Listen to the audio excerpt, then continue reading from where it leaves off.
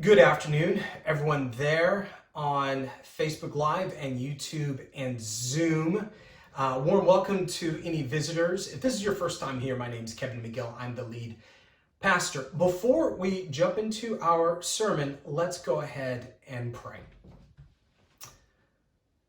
Father, we can't control the rain, but what we can do is expect you to use all these things for your good.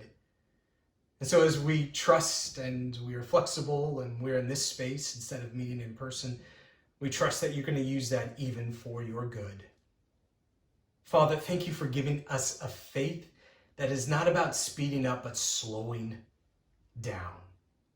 You don't demand more of us. You're not a taskmaster. You ask us to slow down, to rest in you, to find all the things that we've been chasing and needing in your word. It is just like you to invite us to slow down and to read your word. And so there we find the grace and the love and the acceptance that we have been in such a hurry to get all of our lives. So may we truly understand that this morning, and may we truly understand that we don't change your word to fit our needs. We allow your word to change us, to make us more like your Son. We trust you. We give ourselves over to you and to your good word. In the name of Jesus, amen. So this is the last sermon in our Selah series, and this sermon is going to focus on meditation, specifically studying God's word. Now, for the Selah series, we've also had Selah practices. And what that means is we've invited Harvest to participate in spiritual practices outside of the usual Sunday morning, or in this case, Saturday afternoon practice of worship and the word. And so we have a prayer hike next weekend if it doesn't rain again. But we also the staff also planned what was called Lectio Divina. Now I'm going to tell you something about Lectio Divina, which is a kind of meditation of God's word. We were planning that back in November, and we were just trying to think of certain spiritual practices that can focus on different areas of our life. You know, maybe like Sabbath, or maybe like prayer. So Lectio Divina was God's word. And we were putting this together, and we had hopes and expectations of what it could be. But I did not think it was going to be as great as it was last Saturday. And yet, as your pastor, I'm saying that right now. I went into Lectio Divina, and I hate to say this, but I know you probably think that I go to every Bible study and to every worship service expecting this great movement of God. But unfortunately, like yourself, at times, it's just another thing on my to-do list, and it shouldn't be. I should never be surprised that I'm surprised by how great God works through things like Lectio Divina. So I show up. Now, I showed up at Lectio Divina tired. I showed up last Saturday in the Zoom meeting that was led by Pastor Jerry, tired. My family and I, we have some projects, some things that we're focusing on right now, and we've got 100 different decisions to make in terms of these projects. And, you know, I'm a little worn out. I also know that there were people in our group who showed up heartbroken, that they had lost a loved one, or they were about to lose a loved one, or they're a frontline worker and they are battling alongside of those who are diseased. They are battling this COVID-19 pandemic every day, day in, day out. And so we all just kind of showed up, and you could feel it. Like, I felt it. And I think a lot of us felt it too among the group that got together, which was about 30 of us. And so there we are in this group, and we start this practice of meditating on God's word, Lectio Divina. And by the end of it, I felt my spirit lift. I felt the anxiety and the frustration and the challenges of the last couple of months just melt away, and I felt my spirit lift. Now, again, we're all coming to this meeting with our own heartbreak and our own struggles, our own challenges. And this is the passage we meditate on. Let me read this to you and see what it does for you. Psalm 42:1. As a deer pants for flowing streams, so pants my soul for you, O God. My soul thirsts for God, for the living God. When shall I come and appear before God? Verse 3, my tears have been my food day and night, while they say to me all the day long, where is your God? Let me read that again. My tears have been my food day and night. So what the psalmist is doing is giving us permission to say, I am heartbroken and I am weeping. And a lot of us don't have that permission, so we bottle it down. We don't know where to put it. And so the psalmist is giving us a space to put it. But the psalmist is also allowing us, as we're meditating on this passage, to direct our tears toward God, which we need to do. And we go on to read these things. I remember as I pour out my soul, how I would go with the throng and lead them in procession to the house of God. So he's remembering all the highs, all the great moments. But now, the next line, why are you cast down, O my soul? And why are you in turmoil within me? Hope in God. So a lot of us last Saturday came a little hopeless, cast down. Probably didn't feel like we had a place to put our grief, our struggles, and our challenges. And the psalmist created this space and allowed us to be cast down, but then challenged us to put our hope in God. So yeah, for some of you, it's like, yes, that's amazing. Well, that's what we experienced. And it was such a great experience at Lectio Divina last Saturday, and working through this passage, that I said, hey, the staff, we're going to go through Lectio Divina. I mean, since we're asking everyone else to do it, hey, why don't we do it? And so the staff did it last Tuesday, and that will be the spiritual practice we're going to address a little bit later in my sermon. But I want to first explore, what does it mean to meditate? What does it mean to meditate? And so in order to do that, let's turn to Psalm 1, which starts off with, blessed is the man. And now, blessed is the man, blessed is the person, and I'm going to interject a little line here that will help us frame this so we can understand what it means for a blessed person in terms of God's word. So I'm going to interject this to say, blessed is the person who doesn't sign up for the world's coursework. You see, the world has a coursework. It has a teaching track. It has a degree program.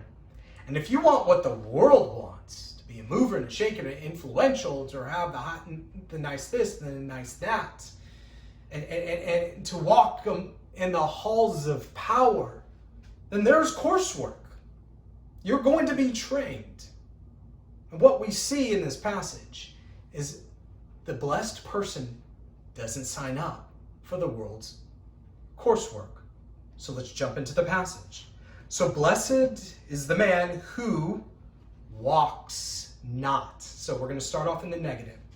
If you have a pen right now or a pencil, maybe get out your notes app on your phone. What we're going to do really quickly is we're going to underline the verbs in these next couple of sentences. And another way to understand a verb, as it was said in one of our Bible studies last week, is action words. Okay? So we're going to underline the verbs, because these verbs are going to be important as we understand the world's coursework.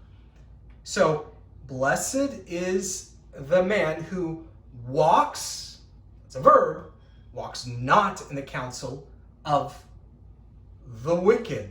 So what does that mean, to not walk in the counsel of the wicked? It means you don't take the advice of the evil-minded person.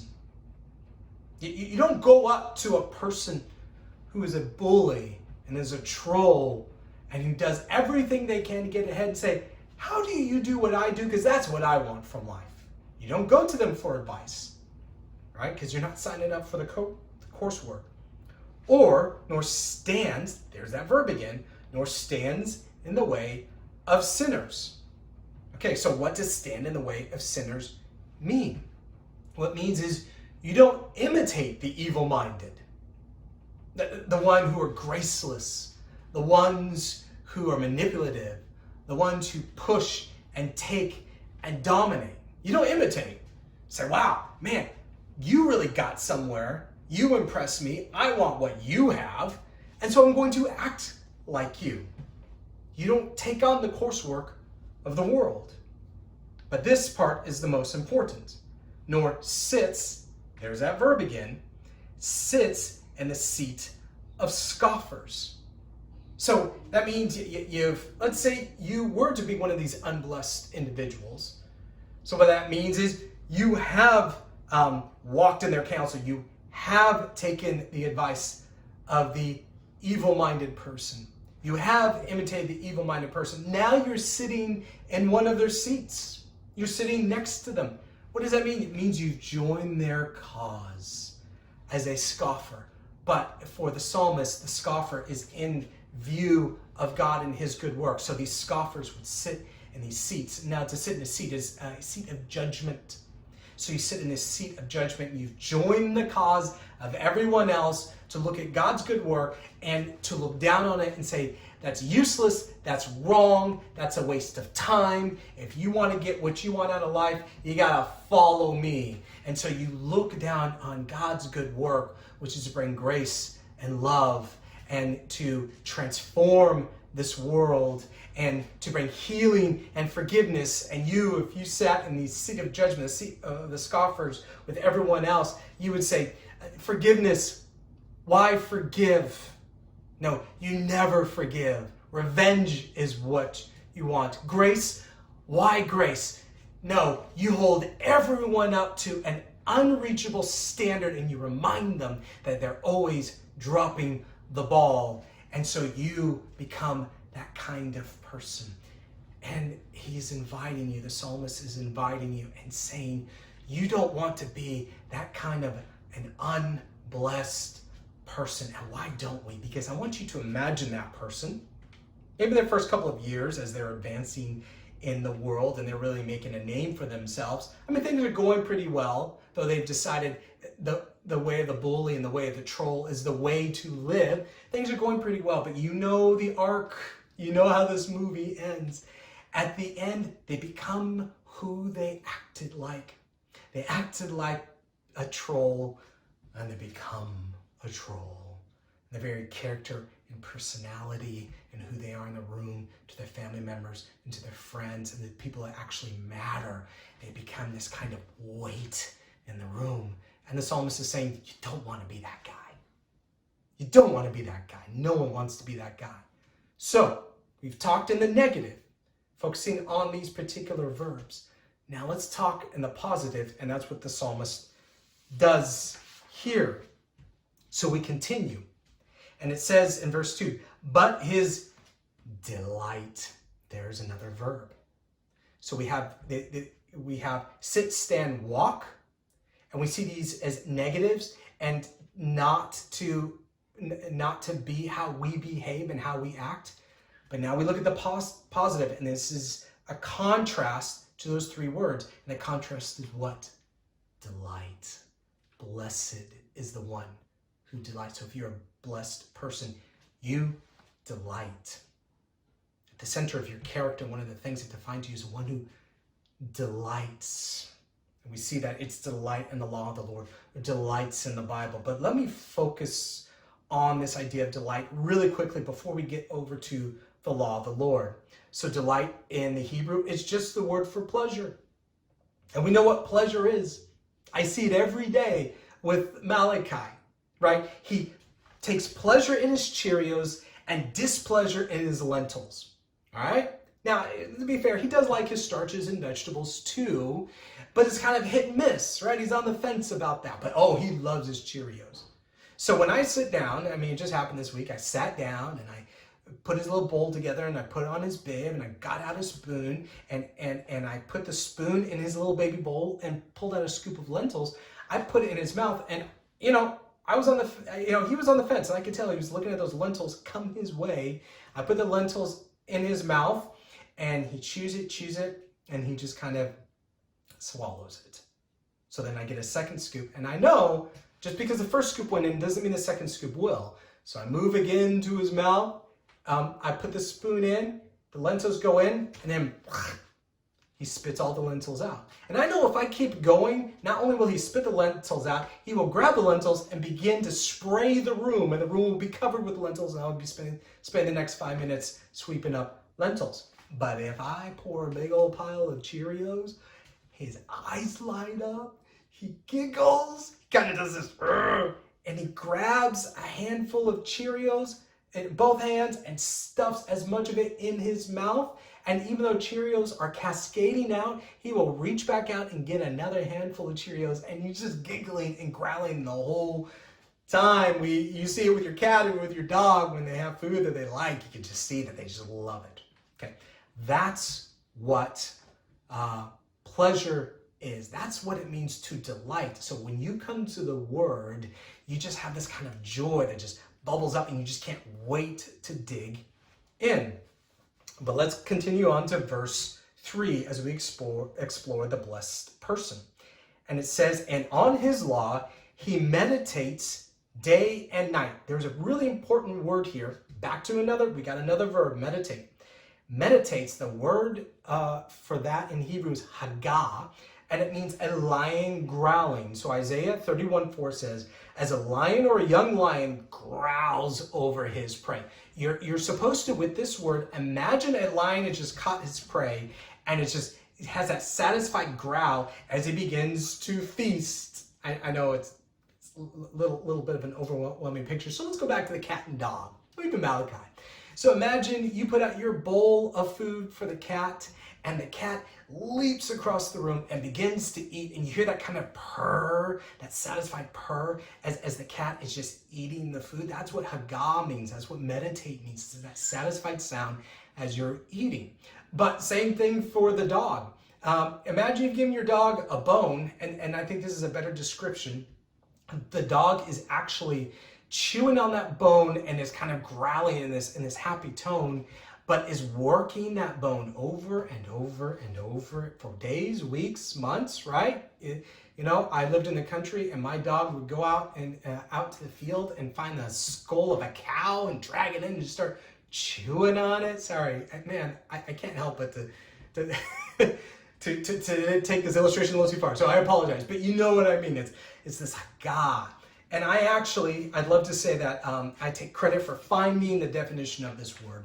But actually, Eugene Peterson, who's a pastor I deeply respect and has passed away, he wrote about this in his book, Eat This Book, right? And which is supposed to, even that title is supposed to bring up this idea of being satisfied as you're eating God's word. So he says, the Hebrew word here translated as growl, but usually translated as meditate, as in the Psalm 1, the one that we're exploring right now, phrase describing the blessed man or woman whose delight is in the law of the Lord, or which he meditates, right? It's that hagah, it's that growl, meditates day and night, making those low, throaty rumbles of pleasure as he gnawed, enjoyed, and savored his prize, the lion did to his prey.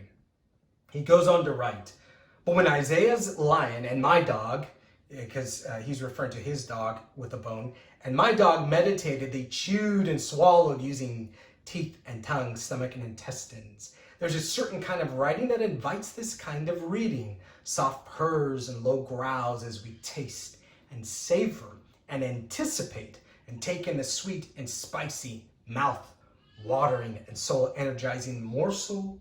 Words, quote, taste and see that the Lord is good. Psalm 34:8. And another person writes from Seattle Pacific University, when was the last time you salted and peppered one of Paul's epistles and cut into it with a steak knife? Have you ever tasted 1 Timothy or chewed on a psalm? So now, some of us are probably hearing me describe this, maybe hearing a little excitement in my voice when I talk about the word, and hold up the Bible and the word delight and say, I have never experienced that in my life. Or there are so few times that I've experienced delight or joy or excitement about the Bible that I just thought it was on accident.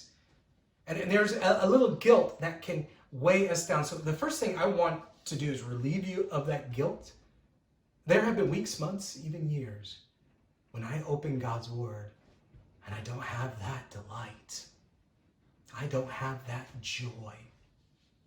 And so don't feel bad because when you open God's word, you don't always experience that. But I do want to help us understand why we don't always delight in the Bible. You could probably think of a number of things that you delight in before you get to the Bible.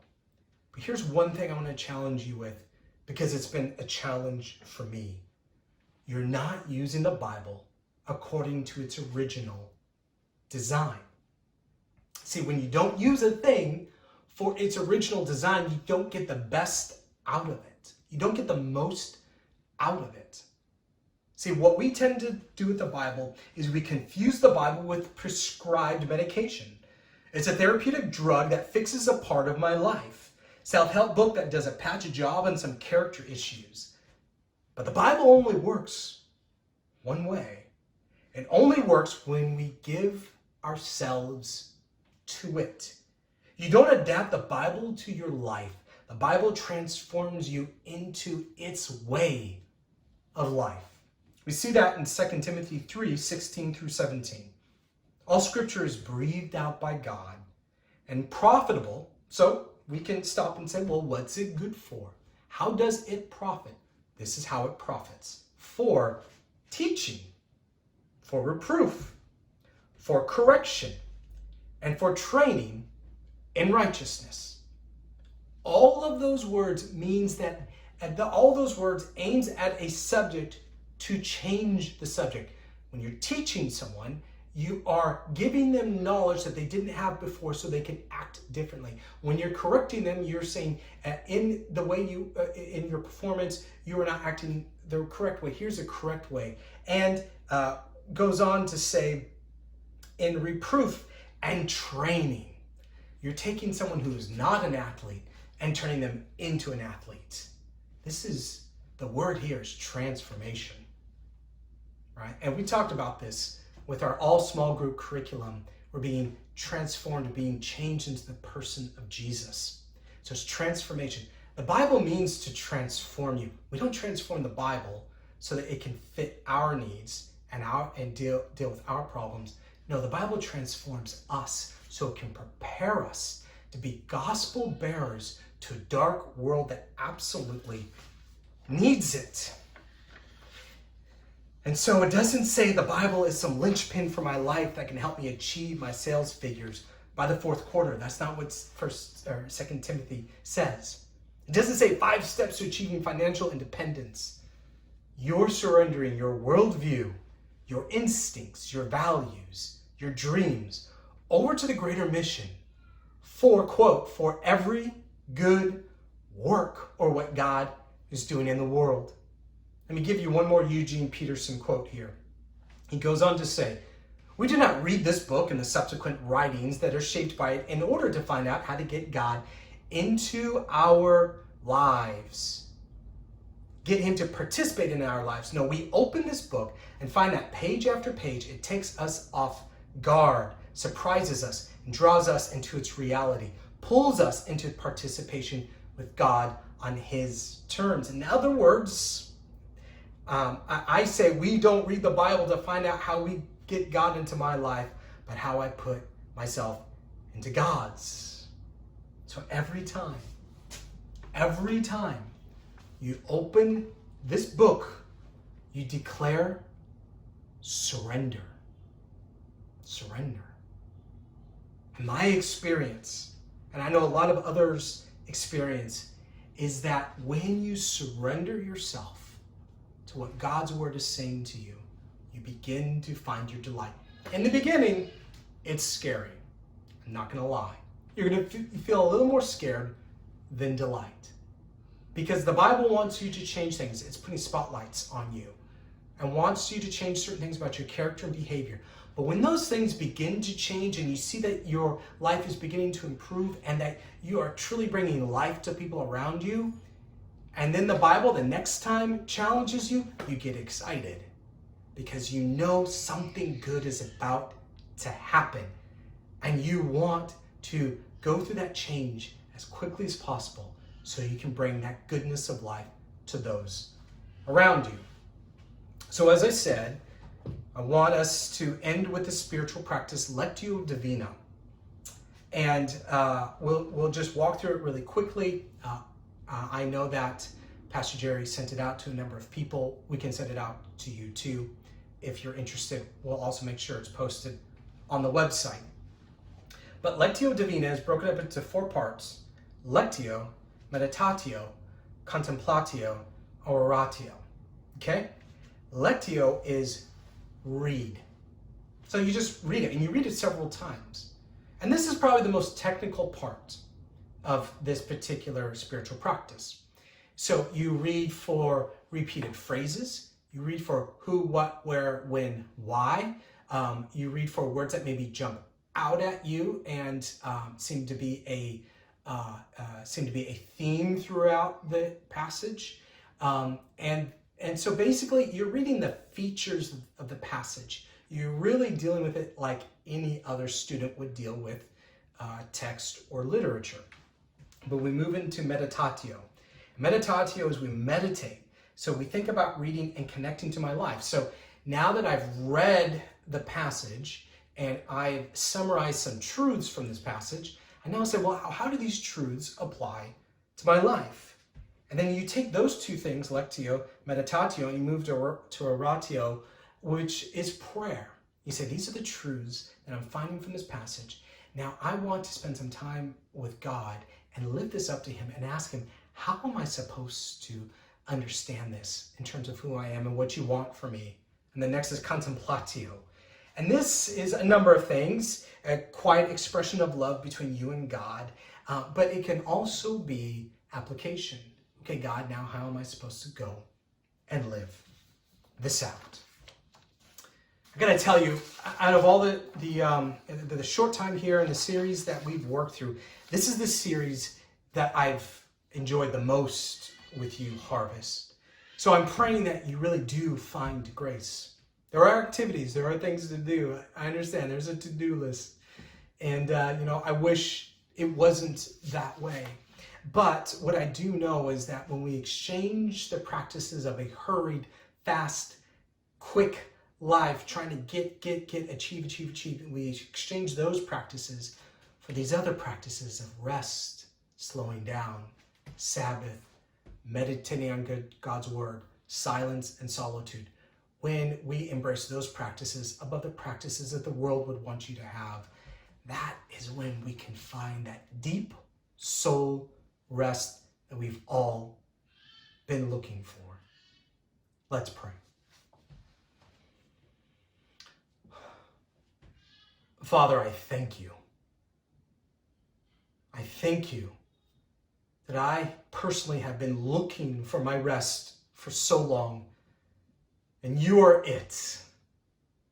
And the only reason I've been able to find my rest is that your Son died for us all, that he concluded the dark work of sin, that he bore all of sin's shame and destruction and brokenness.